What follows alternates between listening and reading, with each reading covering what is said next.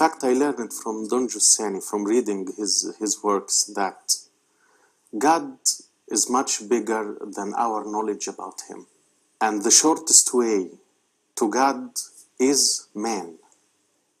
And the space where we can meet God is the reality in which we are living. It was a big surprise for me, really, because I was not, as a Muslim, I was not very respecting my tradition. I was not really practicing. But reading Don Giussani, I can say I became a better Muslim, because I understood that to be religious is not to be limited by specific rules.